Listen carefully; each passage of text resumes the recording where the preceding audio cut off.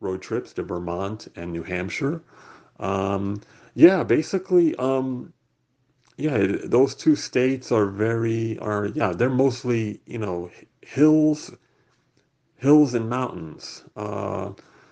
Yeah, it's like, they're, like I said, they're about, yeah, and they're mostly filled with small towns and villages and, um, unlike Massachusetts, where you have it's more populated. The southern part of New England, the states of Massachusetts, Connecticut, and Rhode Island are more densely populated, so you find larger towns, larger cities. They also tend to be somewhat, flatter. Of course, they're more closer to the coast. Um, but yeah, Vermont and New Hampshire are more rural, more country. And lots of beautiful little towns, very historic towns, old towns. Well, throughout New England, but almost all the cities and towns there are quite old. So it's like the oldest settled part of the United States, or at least from a Western perspective, when the Europeans, the English, came to settle. Um, so yeah, a lot of history there, a lot of American history there that so many important things or institutions that were started in that region of the country. So that's yeah, it was very nice, very beautiful to explore that region, and yeah, just to give you a little bit of context in terms of Vermont and New Hampshire. Vermont is like between New York and New Hampshire, and Vermont. Um, the it tends to the hills there. It's more the hills there are not quite as tall as the ones in New Hampshire. Yeah, there's hills and low mountains in Vermont, and then when you go just to the east, crossing the the Connecticut River forms the boundary between both states. But they're both small states geographically speaking, right next to each other. But when you cross into New Hampshire, yeah, the mountains tend to get more taller. Like there's taller hills and taller mountains. So New Hampshire, um, for instance, you have a chain of mountains or a section of mountains in Vermont referred to as the Green Mountains, but they're sort of like sort of smaller mountains. And then when you over in New Hampshire, you have a chain or a region of mountains called the White Mountains in New Hampshire, and they're more in the kind of in the central and northern part of New Hampshire.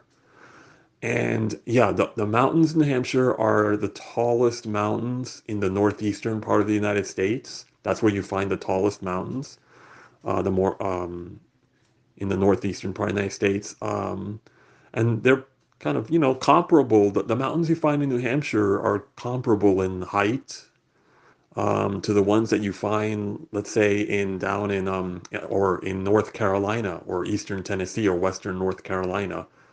Kind of similar in height. Um, yeah. So also, when you go west of Vermont into New York State, or what what people from downstate, where I'm originally from, New York City, what we refer to as upstate New York, the northern part of New York State, north of New York City. When you go farther north, like going towards Canada, you'll find the Adirondack Mountains, and there's a section of those mountains that are actually also pretty tall as well, like almost comparable to what you find in New Hampshire. So those are taller mountains as well. Those are some of the tallest peaks in the Northeast as well. So basically, New Hampshire and upstate New York, specifically in the Adirondack Mountains. Then you have some other mountains that are closer to New York City, further south, the Catskill Mountains. But those mountains are like lower in height, more like tall hills or smaller mountains. But yeah, the Adirondacks are more prominent, more higher peaks, and that's also a very beautiful area. And but yeah, I remember, yeah, I just when I went to that region of New Hampshire, I just was um, I wanted to I was taking pictures with my cheap 35 millimeter film camera back then. So so the photos actually some of the photos came out slightly darker than what it really was at the time in terms of the sunlight. But anyway, you get the idea when you look at the photos. Um, yeah, and there's also a lot of beautiful like lakes, especially in New Hampshire, some large lakes, in and around the hills and the mountains. So yeah, it's very picturesque, very, very nice. And again, and when you go there, you go to a lot of the little towns, and you find lot of very old, not just, of course, very old houses and architecture, including a lot of very old churches, churches with tall steeples. Um, yeah, you can see a few of those or a couple of those in one of my photos. Um, yeah, yeah, the towns there have their own kind of specific sort of layout that's kind of unique to New England in the way they laid out their little towns and villages. And there's also when I was driving to New Hampshire, there's an area there.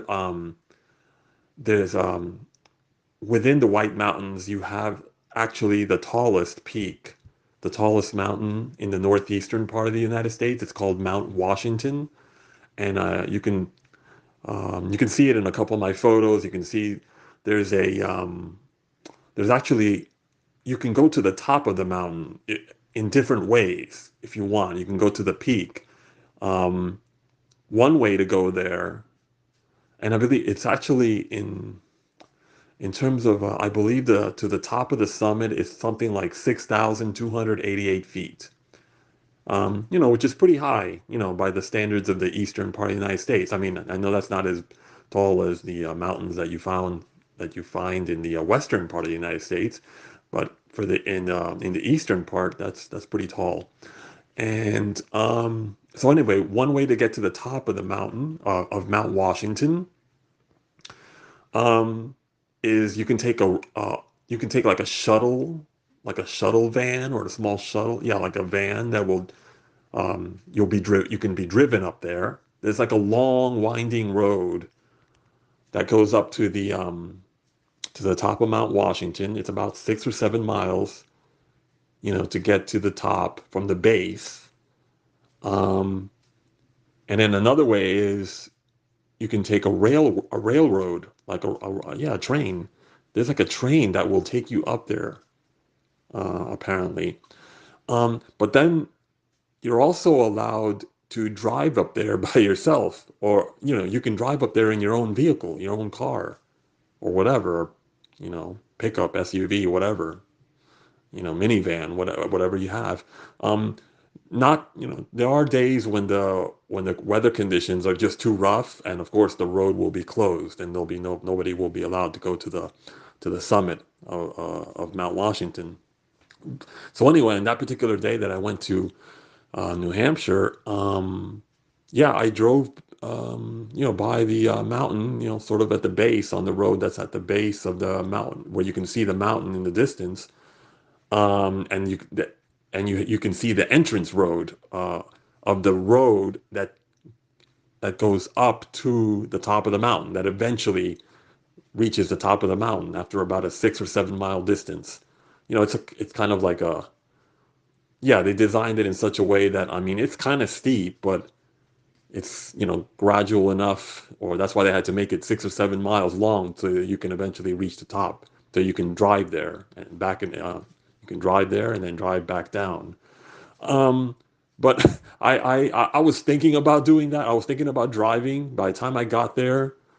But by the time I got there, it was kind of later in the afternoon, and I knew that um, yeah, it was going to get it was going to start to it was going to start to get dark pretty soon, or relatively. But I knew that by the time I made it up there and then got down, there wasn't going to be enough time. I got there later in the day.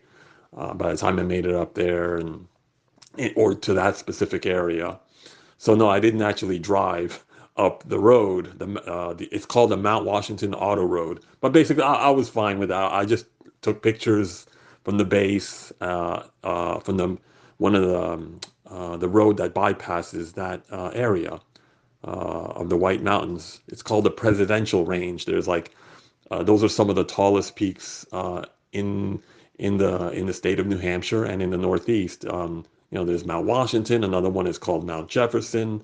Another one is called Mount Adams, and they're all in that sort of close proximity to each other. Of course, there's many other mountains there as well with all sorts of other names, but in that specific spot, they call them the presidential range.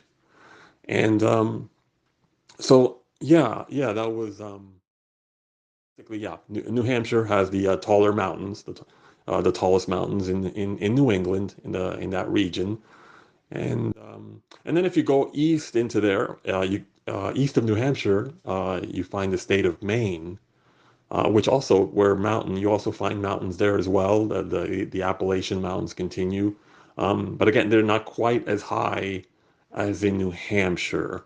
Um, but Maine is also a very beautiful state. You find all sorts of yeah, you find hills and mountains there as well, and lakes, and then of course Maine has a very long and intricate coastline.